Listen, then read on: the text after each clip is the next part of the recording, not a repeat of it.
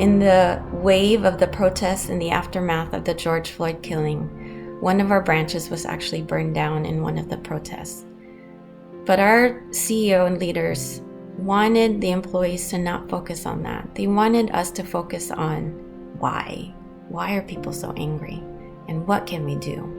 For somebody like me who's new to the tech sector, but who has deep roots in the social sector, I was incredibly excited by the opportunity to talk about equity, justice, and fairness within a corporate setting. This was certainly a rare and important time. Across the firm, we're examining what we can do to promote racial justice and racial equity.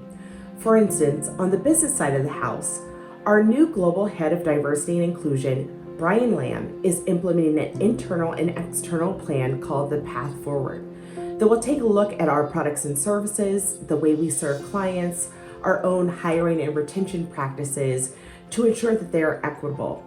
This will build on other multi-billion-dollar initiatives such as Advancing Black Pathways, which was launched in 2019 to promote wealth, careers, and education for Black Americans. Silicon Valley Community Foundation's commitment to racial justice is multifaceted. This year, we've launched a community advisory council made up of leaders of color from across the nonprofit sector. We've been part of the California Black Freedom Fund launch.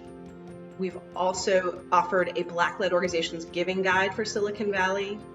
And our executives have been leaders in the Silicon Valley Recovery Roundtable effort, making sure that as we build back better in the Valley, equity is at the center of that work.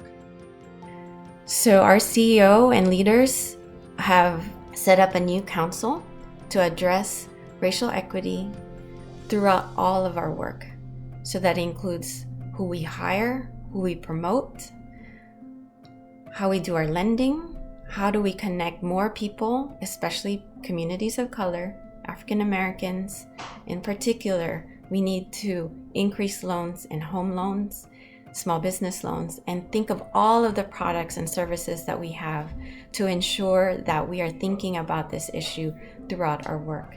Recently, within the last 2 weeks actually, we added the first Black person to our operating committee, so really changing the compensation of our leadership tables. And throughout corporate responsibility, we're taking a look at how we can really embed racial equity into our philanthropic DNA. The internal work for myself and inside of my company is really pushing what it means to be an ally. And I'll be frank, as somebody who works inside of a company with mostly white women, as a white woman myself, I feel like it's really important to continue to ask each other the tough questions about what it means to be an ally, what it means to spend down our privilege, and what it means to continue to look for ways to include other voices in the conversations and decisions that we're having. It has not been easy. There have been lots of difficult conversations, but this is something they're really committed to. And I'm very proud that even though it's difficult to talk about unconscious bias, what we've done as a financial institution, we are committed as a whole company to tackle this issue. Change needs to happen everywhere, in every sector, and it is up to us to educate ourselves and each other and to make sure that we continue to bring equity to the forefront and think systematically to bring about real change. But I do know that these are the times that make or break us.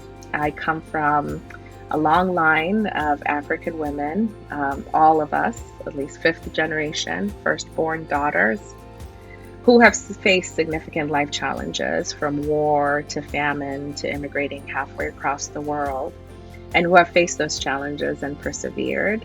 As weary and as hopeless as I have gotten in 2020, I try to lean on their strength within me to keep going.